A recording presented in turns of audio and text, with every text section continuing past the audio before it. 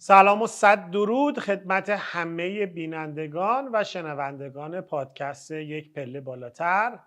من یحیی علوی هستم با یه برنامه دیگه در آخرین ماه فصل پاییز در خدمتتون هستم در سال 1404. یه تشکر بکنم از عزیزانی که پیج جدید ما رو فالو کردن. متاسفانه پادکست قبلی ما به دلیل اینکه ایمیل اون پادکست هک شد نتونستیم دیگه با اون آدرس ادامه بدیم و چون الان فالوورهای این پادکست هم کمتر هستن، من از تک تک عزیزان خواهش که دارم اینه که این پادکست رو لایک کنن، کامنت بذارن و برای دوستاشون بفرستن اگر فکر میکنن که ارزش محتوایی داره تا بتونیم ما رشد کنیم و افراد بیشتری رو بتونیم بهشون کمک کنیم. یکی از موضوعات که مخصوصا شاید میشه گفتش که من توی سفرهام خیلی بیشتر درک کردم وقتی که با جوانهای امروزی بیشتر میشینم و باشون بحث میکنم، تاپیکیه که خیلی زیاد در موردش صحبت میشه، بحث پول هست. چند وقت پیش ما یه کافی شاپی رفته بودیم و با یه جمعی بودیم که خب بچه هاشون تقریبا نسل زد بودن و اکثرشون داشتن در مورد اهمیت پول میگفتن که اول پول مهمه، بعد رابطه، بعد بقیه چیزا، همش پول پول پول. من یه سوال ازشون پرسیدم که فرق بین پولدار بودن و ثروتمند بودن رو چقدر میدونید؟ و برای من خیلی جالب بود که اکثرا تعریفی که از هر دوی اینها کردن یکی بود.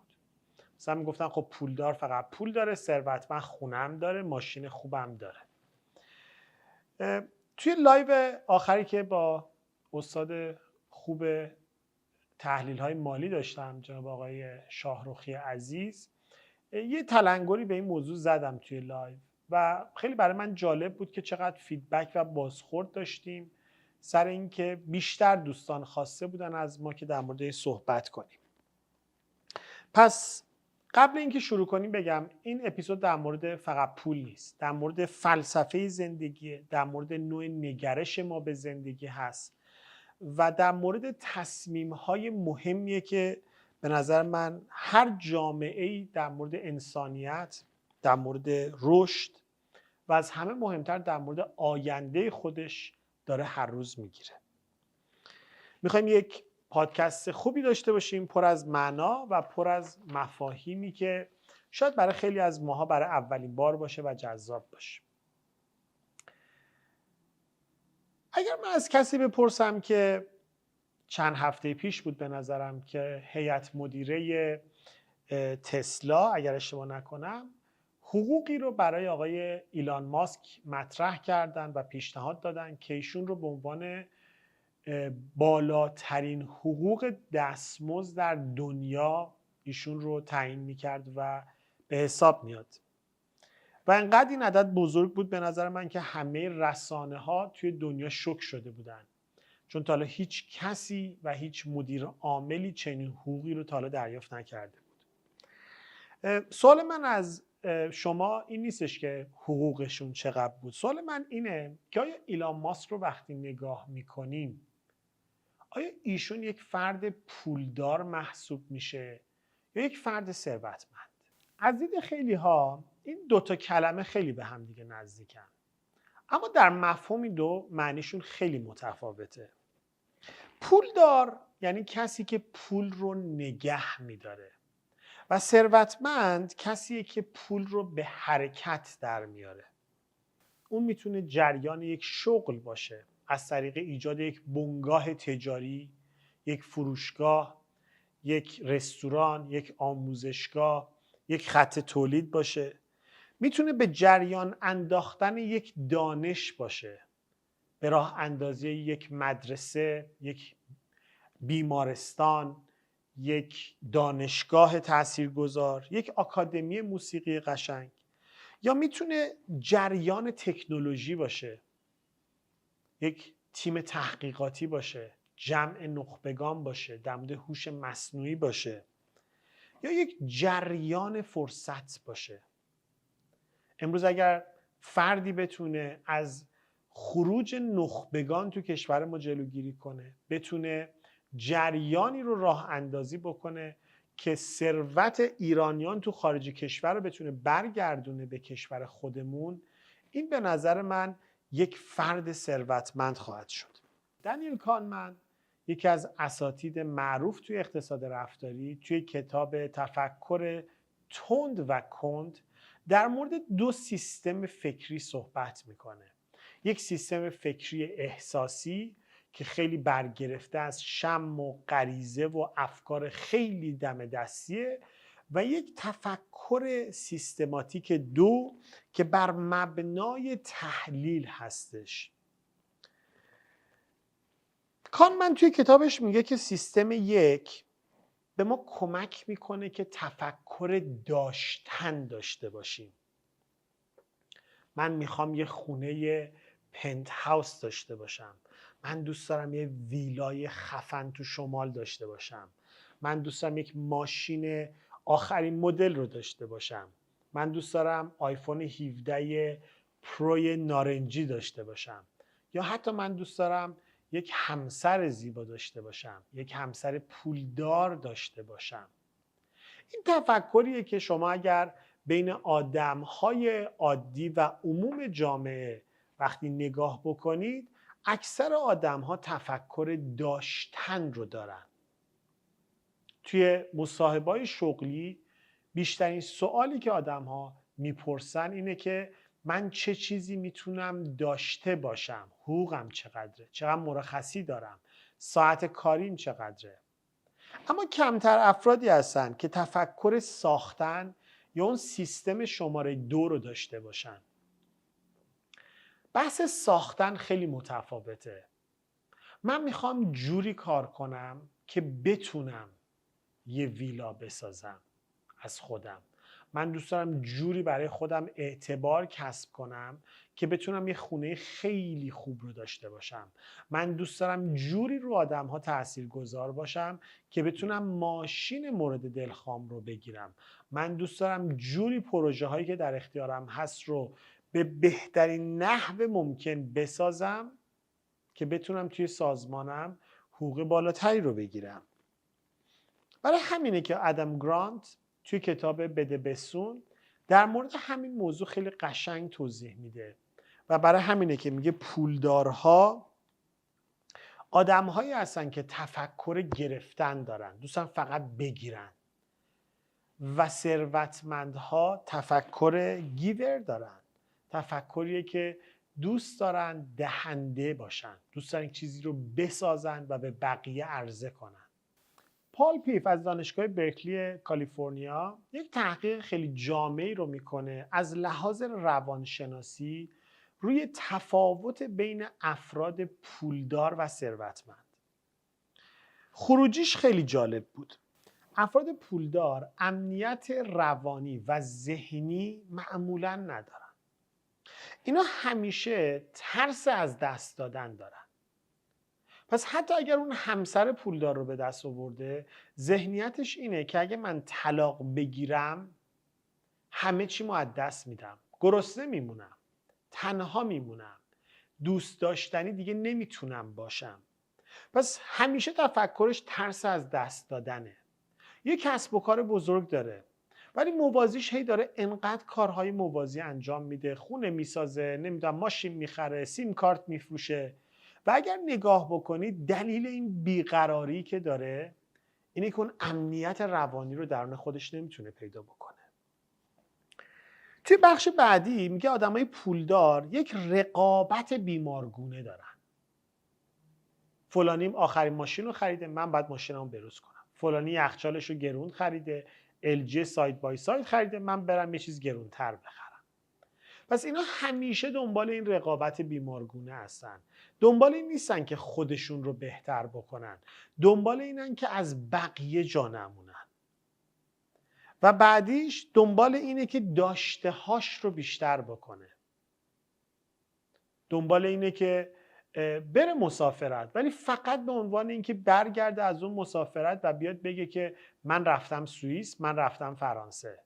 ولی وقتی باش صحبت میکنی هیچ لذتی از بودن در سوئیس یا فرانسه نمیکرد. برمیگرده ایران و میگه که آقا اصلا این آبگوشت توی خونه ما یه مزه دیگه داره، اصلا سوئیس چیه همه میگن. همیشه در حال قیاسه. تو ایران هست همیشه میگه که در مورد سوئیس صحبت میکنه، تو سوئیس هست همیشه در مورد ایران صحبت میکنه. اما توی تحقیق پال پیف در مورد ثروتمندا وقتی صحبت میکنه میگه اینا آرامش روان و ذهنی دارن. اینا دنبال بهتر شدن هستن ولی دنبال خلقن، دنبال بحثای بلند مدتن، میدونن که هیچ چیزی در کوتاه مدت اتفاق نمیفته. نه رابطه خوب، نه پول خوب، نه اعتبار خوب، نه تاثیرگذاری. هیچ کدوم اینها دنبال این نیستن که تحریف واقعیت بکنن. و اینو دقت کنین، خیلی از عزیزان فکر می‌کنن چون تو قرن 21 هستیم باید همه چی سریع اتفاق بیفته. عزیزانی که مال نسل زد هستن، نسلی هستن که با سرعت به دنیا اومدن. منظورم از سرعت به دنیا اومدن اینه که وقتی به دنیا اومدن همه چی سریع بود. غذای فست فود، مایکروویو، رابطه های سریعتر، رابطه هایی که میری توی اپلیکیشن و یه دوست پیدا میکنی. ولی یه واقعیت وجود داره و این جمله‌ای که زیاد روانشناسا میگن شما هر چقدرم تکنولوژی رو ببرید بالا، باز هم یک بچه 9 ماه طول میکشه تا به دنیا بیاد. درسته امروز سرعت سی پی و اینترنت رفته بالاتر، ولی برای همه کارها باز هم شما باید وقت بذارید و زمان بذارید. من به نظر خودم پولدارها پول رو به عنوان یک بار با خودشون حمل میکنن. هر چقدر این پول بیشتر میشه نه تنها احساس سبکی نمیکنن، بلکه این باره رو دوششون هر روز سنگین‌تر میشه. در حالی که ثروتمندها فرق میکنه، پول رو به عنوان یار خودشون میبینن. من یکی از دوستای نازنینم چند وقت پیش یه ملکی رو در دبی خریده بود و خیلی استرس داشت و آدمیه که خیلی خلاقه، آدمیه که خیلی توی هوش مصنوعی بسیار قویه و آدمی که من میتونم قول بدم تو 10 سال آینده یکی از افراد بسیار بسیار تاثیرگذار هم تو ایران هم تو دنیا خواهد بود. بعد با هم دیگه که نشسته بودیم صحبت میکردیم، در مورد این صحبت میکرد که آقا ما چه اشتباهی کردیم رفتیم یه خونه خریدیم و دقیقا سوال من ازش این بود. گفتم من تا حالا نشنیدم تو در مورد کسب و کارت این صحبت کنی، نشنیدم بگی در مورد آدم هایی که داری استخدام میکنی هر روز تو شرکتت و شرکت تو از یه شرکت 5 نفره امروز کردی 20 نفره صحبت کنی. این خونه تفاوتش چیه؟ و دقیقا این بحث بود. اون خونه براش بار بود ولی بیزینسش، چیزایی که ساخته بود، یار بود. ما باید خیلی دقت کنیم با آدم هایی که تو زندگیمون راه میدیم و اجازه میدیم که وارد حریم شخصیمون بشن.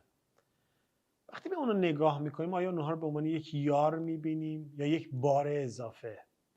حتی ممکنه این فرد توی نیمکت ذخیره‌هاتون باشه و یه مدیرعامل، یه مدیر خوب به نظر من کسیه که وقتی به بنبست میخوره مثل یه مربی فوتبال میتونه یه بازیکن رو از نیمکت بیاره داخل زمین.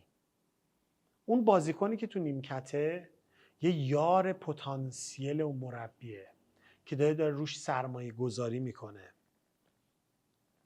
اما جالبترین اتفاق روانشناختی که روی افراد پولدار و ثروتمند کردن این بودش که افراد پولدار اکثرا وقتی که پولدار میشن حالت انتی سوشیال و ضد اجتماعی میگیرن. یعنی چی؟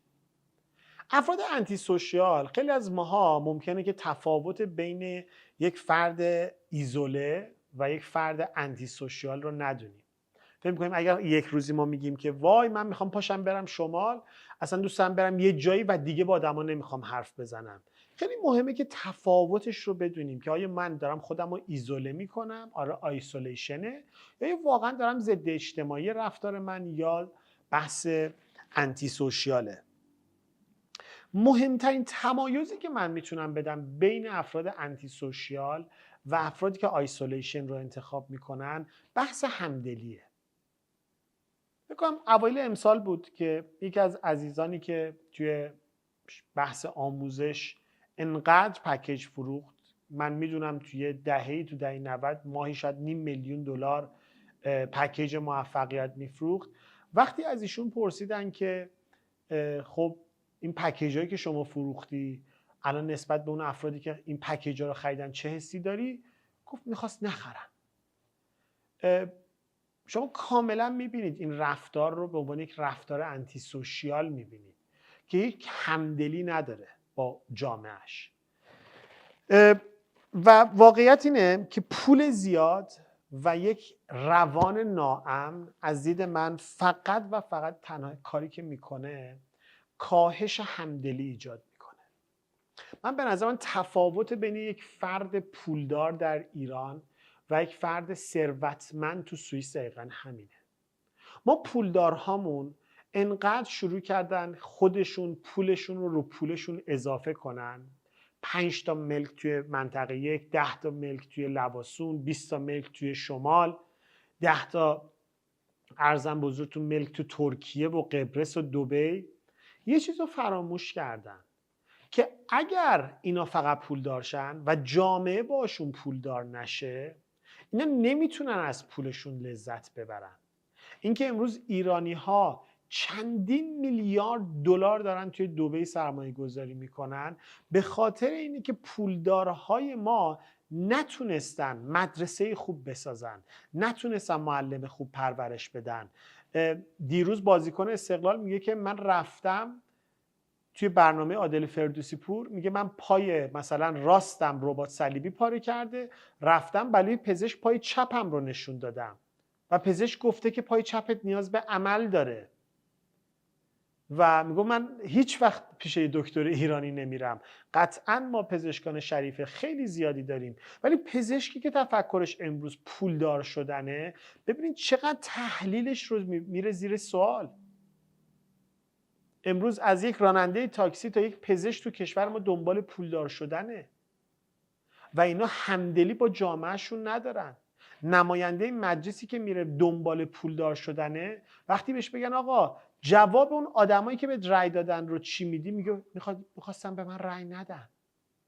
پس شما اینجا میبینید یک فرد انتی سوشال میشه، یعنی تضاد با جامعه میشه. برای همین بهش میگن شخصیت ضد اجتماعی. براش مهم نیست آدما امروز دارن فقیر میشن. من همین امروز توی اتوبان دیدم که یه پسر 12 ساله نشسته گوشه اتوبان و توی فکر وحشتناک عمیقیه که اصلا براش مهم نیست اتوبانه الان یا نه. این درد میاره برای من یکی از شاگردان 20 سالش بوده، هفته پیش خودکشی کرده. این برای من درد داره. ما نمیتونیم بگیم جامعه هر کاری کرد. من اگر یه همکارم ببینم حتی چاق میشه، حتی عصبی میشه، برای من مهمه این قضیه. من نمیگم دوست ندارم موفق شم، من نمیگم از پول بدم میاد، اما ما نمیتونیم بر مبنای این بیایم بگیم ولش کن، ما نیرومون هر اتفاقی براش افتاد ببخشید گور باباش. و اونایی که قدیمیان، من به نظر من تفکر آنتی سوشال، من از وقتی دانشجو بودم همیشه تفکر آلکاپون میومد تو ذهنم، تفکر کاملا مافیایی که براش مهم نبود، براش اصلا مهم نبود برای جامعه چه اتفاقی میفته. خب ما الان بحران آب داریم، بحران برق داریم، بحران محیط زیست داریم، بحران هوا داریم، آب و هوا داریم. الان پول داره، ما چیکار میخواد بکنه با این پولاش؟ نمیتونه موبایلشو دستش بگیره بره تو خیابون، نمیتونه خانومش با لنگکروزش بیاد بیرون توی خیابون، نمیتونه بچهش با یه ساعت خوب یا دستبند خوب بیاد توی خیابون. خب کشورهایی که پولدار ساختن و این پولاشون رو فقط برای خودشون خواستن نگه دارن، خروجیش این بود که یک جامعه دو قطبی ایجاد کرد. این پل پیف خیلی قشنگ میگه که این آدمای پولدار حس برتری کاذب دارن. میگه من موفقم چون پول دارم، من بیشتر از تو میفهمم چون پول دارم. امروز یه فوتبالیست ما که با زور ایجنت و رسانه الان تو تیم ملیه میاد توییت میزنه که مردم ما هیچی از فوتبال نمیفهمن. خب ببین، تفکر پولداری اینه که خودشو خیلی بهتر از بقیه میبینه، خیلی بالاتر میبینه. جناب مکری واقعا استاد بسیار نازنینیه و یه کتابی رو خیلی توی لایوهاش و توی گفتگوهاش پروموت کرد توی این چند سال اخیر در مورد قدرت شانس. و وقتی من این رو میگم، مثلا ما توی کلاسمون یه عزیزی رو داشتیم که کار ساختمون سازی میکرد. خب خیلی از مفاهیم علمی رو ایشون باش مخالفت میکرد و ایشون اعتقاد داشت که ژن مدیریت یک ژن خاصه که ایشون داره و پسرش فقط داره و اصلا بحث علمی نیست و همه چی ژنیه. یه بار من از ایشون سر نهار پرسیدم که چقدر به شانس اعتقاد داری و ایشون گفت 0. من اگه توی آفریقا به دنیا می اومدم همینقدر موفق بودم. من از ایشون پرسیدم تا حالا آفریقا رفتی؟ قطعا جوابشون نبود. قطعا شانس مهمه. من یحیی علوی اگر امروز تو جامعه ایرانی زن بودم 1/100 موفقیتی که امروز داشتم رو نداشتم. تعارف هم نداریم. امروز زنهایی که توی ایران موفق هستن دارن 1000 برابر بیشتر تلاش میکنن نسبت به مردها. تعارف هم نداریم. امروز برای نسل زد موفقیت خیلی سخت تره. منی که با دلار 2000 تومانی و 3000 تومانی شروع کردم نمیتونم بگم که من موفقم و امروز یک جوونه که میخواد امروز بیاد سر کار با دلار 110,000 تومان و 20,000 تومان نمیتونم خودم رو با این آدم مقایسه کنم. قطعا موفقیت در دوره من راحت تر بود. قطعا موفقیت در دوره پدر من راحت تر بود. در دوره پدر بزرگ من راحت تر بود. زمان، مکان، جنسیت، همه اینها تأثیر داره. من شاید یه معلم خوب داشتم که به من انگیزه داد و باعث شد خیلی کارا بکنم. شاید یه کسی این معلمه رو نداشت. شاید اون پدر مادره رو نداشت. آدم پولدار اصلاً به بحث شانس اعتقاد نداره. من یکی از این آقازاده ها مشاورشون بودم. به من میگفتش که من اگه فامیلیم ایکس نبود باز هم موفق بودم. اینا هی تو روزنامه میگن که آقا چون یارو باباش آقای فلانیه این آدم موفقیه. و من دقیقاً تو جلسه هیئت مدیره بهشون گفتم باور کن که نبودی. تو پرش یه گاری داشتی هول میدادی اگر فامیلیتی نبود. چون هیچ تخصصی رو نداری. نه اینکه آدم بدی باشه این آدم، من اعتقاد ندارم آدم بدیه، ولی هیچ تخصصی این آدم نداره. هیچی. یک زبان انگلیسی ساده بلد نیست که این آدم داره تجارت بین الملل میکنه. یک دیسیپلین، یک گفتگو، یک مذاکره. پس قطعا شانس مهمه، ولی آدمای پولدار اینو نمیخوان قبول کنن که شانس مهمه. برای همین میبینی که تمام اینایی که پولدارن تو این مملکت پاشونو میذارن از ایران خارج، نمیتونن یک کسب و کار راه بندازن، نمیتونن یه بقالی راه بندازن، حتی بازم میره تو خارج کشور ملک میخره. پس مشخصه که شانس تاثیرگذار هست. مشخصه. شخصیت پولدار آدما رو ابزار میبینه نه انسان. و هر رابطه میشه معامله. اونی که میگه من روز آخر خواستم چک بزنم در گوش جناب سروان تو سربازی، کاراکتر انتی سوشیاله. اون فردی که روز آخر کاریش بلد نیست یه خدافزی درست با مدیرش بکنه و برعکسش قطعا مدیر با کارمندش، اون فرد یک فرد آنتی سوشیاله.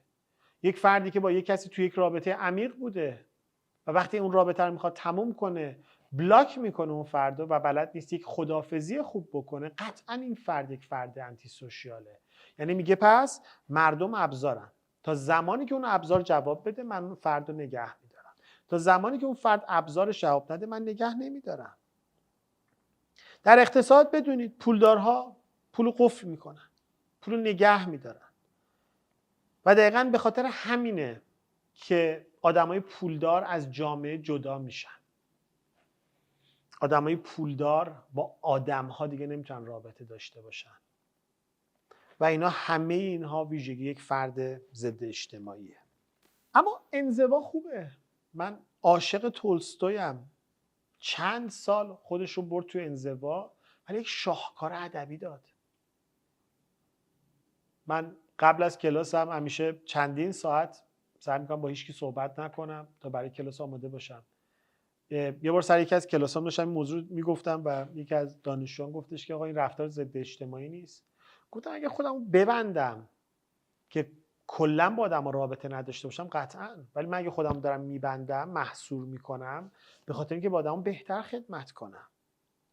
پس رفتار ضد اجتماعی در مورد قطع ارتباطه، ولی رفتار منزوی میگه من برای اینکه بتونم با آدم‌ها ارتباط عمیق‌تر داشته باشم دوست دارم یکم تو خلوت خودم تفکر کنم. این خیلی قشنگه.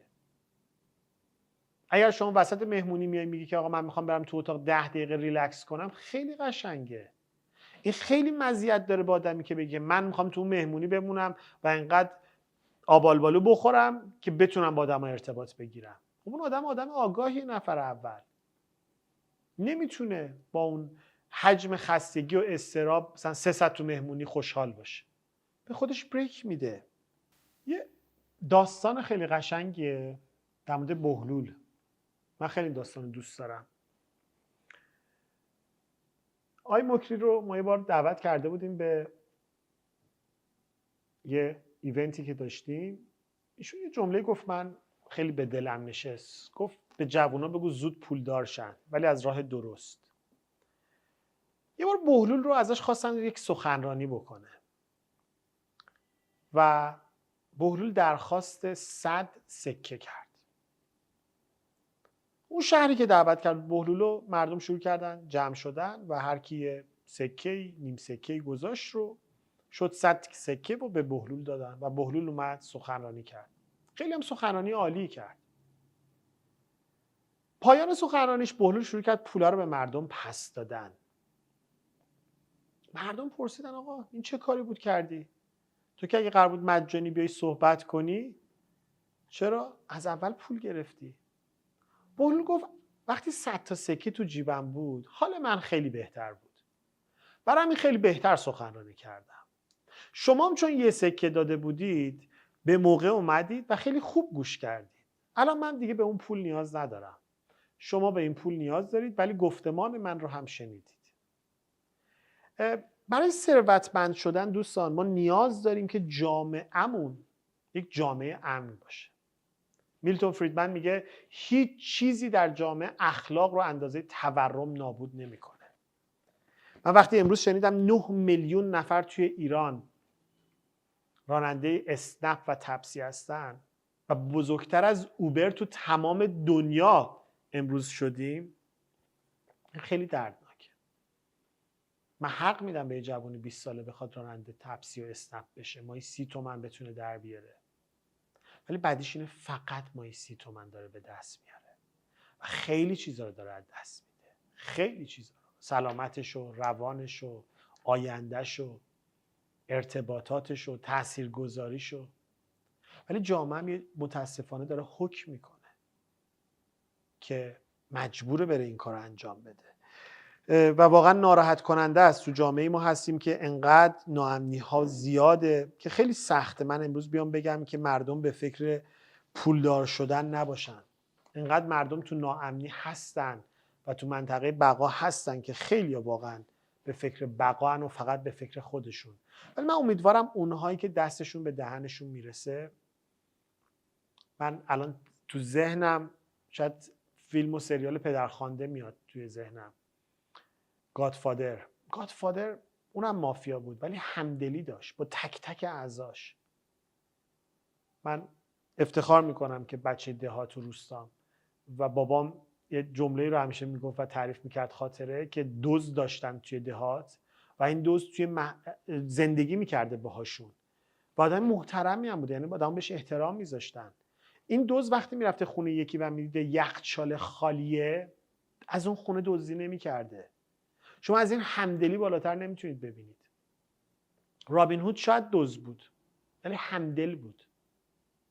این همدلیه بسیار بسیار به نظر من مهمه. آدمای پولدار ما باید تبدیل بشن به ثروتمند، باید تولید بکنن، باید جاده سازی کنن، باید استادیوم بسازن، باید باشگاه بسازن، باید مدرسه بسازن، باید دانشگاه بسازن، باید مراکز تحقیقاتی بسازن، باید استارتاپ بسازن، باید بسازن.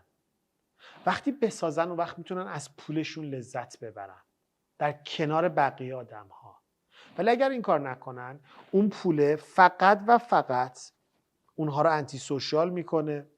شما اگر و یکی بعد اینا رو شروع کنه، واقعا تو امریکا راکفلر شروع کرد، امروز هنری فورد شروع کرد، امروز بیل گیت و ایلان ماسک دارن این کار رو شروع میکنن و ادامه میدن و واقعا کشور ما نیاز داره به این ثروتمندهایی که بسازن، ثروتمندهایی که جعبه رنگ بگیرن و خیابون محلشون رو رنگ کنن، گل بکارن تو منطقه خودشون و بعد این منطقه رو هر روز بزرگ و بزرگ و بزرگتر بکنن.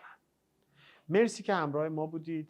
امیدوارم که بتونیم ثروتمندهای خوبی بشیم، هم برای خودمون اول، هم برای جامعه‌ای که توش زندگی میکنیم. تا دیداری دیگر، بدرود.